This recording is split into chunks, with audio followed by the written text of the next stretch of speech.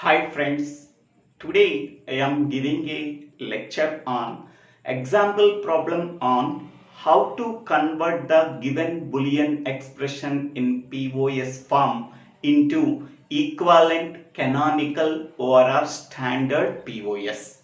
In the previous video, we have already solved two example problems on the same topic. Please refer that videos for better understanding of the how to convert the given boolean expression in POS into canonical or a standard POS. Now in this video we have to solve another different example problem on the same topic. Okay.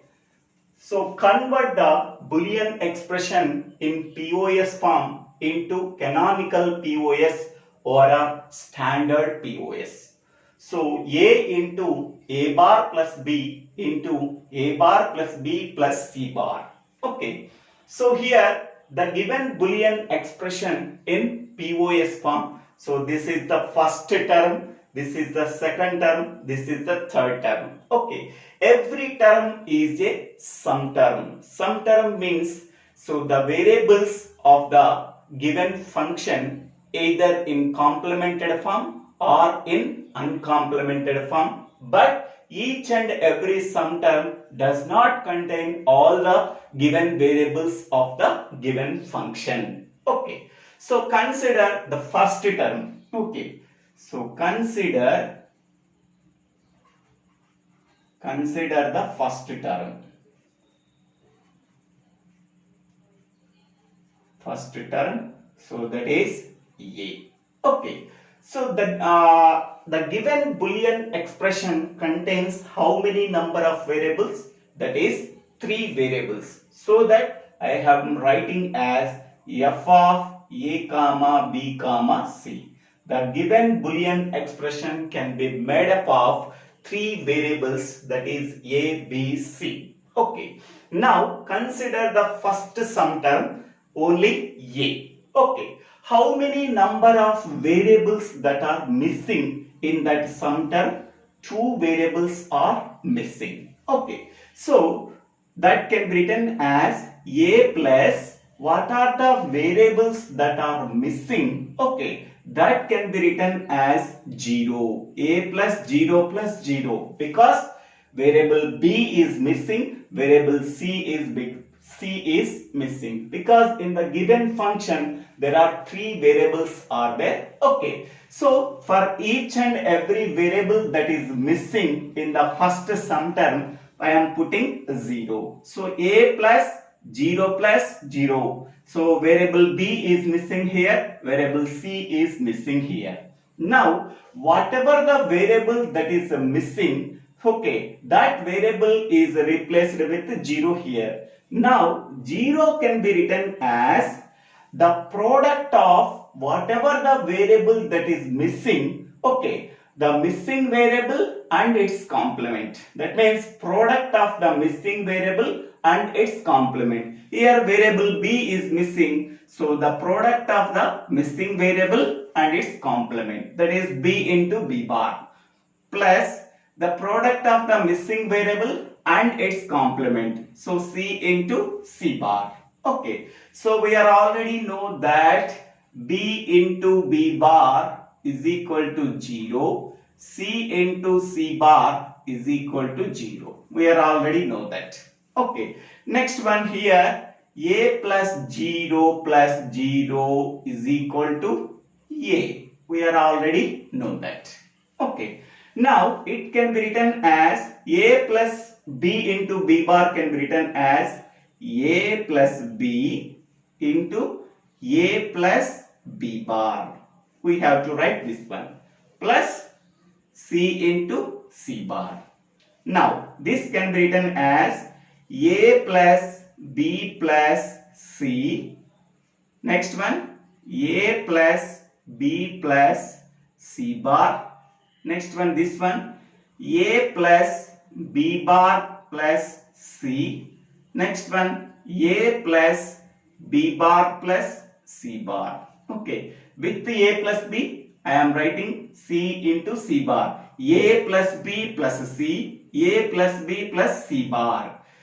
For this one, A plus B bar plus C, A plus B bar plus C bar. Okay, so here how many sum terms we are getting from only the sum term A? So 4 max terms we are getting. Okay, next consider the second sum term.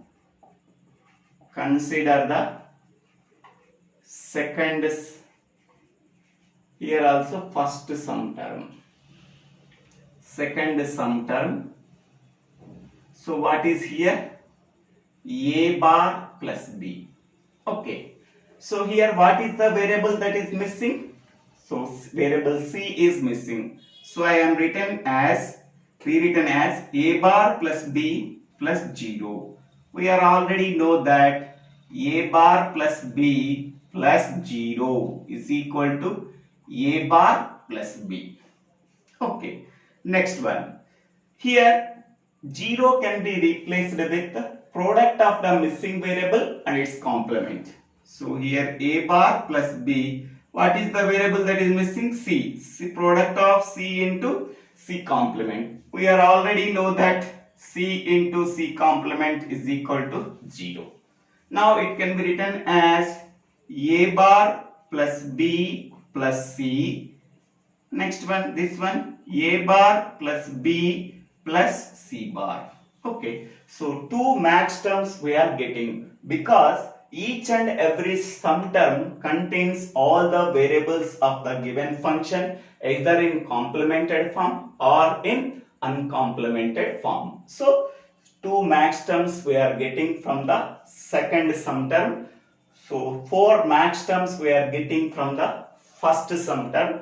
So the third sum term contains all the variables of the given function either in complemented form or in uncomplemented form. So this is one max terms. Okay. Now for the given function, so what are the max terms we are getting?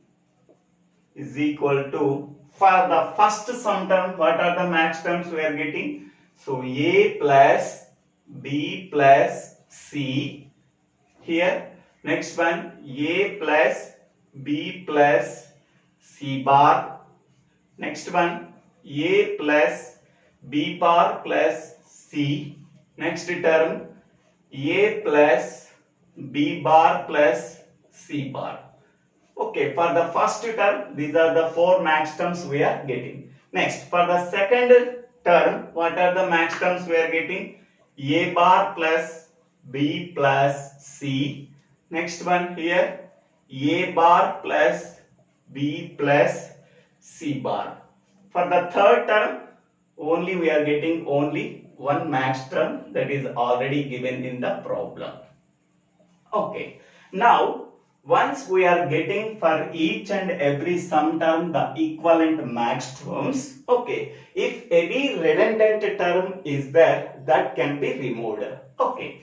So first one, here A plus B plus C. Okay. So A plus B plus C can be occurred only one time. So that we have to write this max term directly. Next one. A plus B plus C bar. A plus B plus C bar. It can be occurred only one time. So I have to write A plus B plus C bar. Next one. A plus B bar plus C. A plus B bar plus C. This can be occurred only one time. A plus B bar plus C. Next term, A plus B bar plus C bar. A plus B bar plus C bar. This can be also occurred one time. A plus B bar plus C bar. Next one, A bar plus B plus C. A bar plus B plus C. This can be occurred only one time. A bar plus B plus C. Okay. Next one, A bar plus B plus C bar. Here also A bar plus B plus C bar. Okay. This term occurred only 2 times, so that it can be write only one time. A bar plus B plus C bar. Another time it can be removed. Okay, this is the equivalent canonical POS for the given Boolean expression. Okay, here each and every term is called as a max term because it contains all the variables of the given function either in complemented form or in uncomplemented form. Okay, so this is max term, this is max term, this is max term, this is max term, this is max term, this is max term. Product of the max terms is called as a POS, canonical POS or standard POS. Okay, so now this is the required canonical POS or a standard POS. Standard POS for the given Boolean expression in POS. Boolean expression in POS. POS. Okay. So this is the procedure we have to follow for converting the given Boolean expression in POS into canonical POS. Okay. So thank you for watching this video. If you like this video, please share this video to your friends and classmates. If you like this video, please subscribe my channel name. So Divvela Srinivas Rao.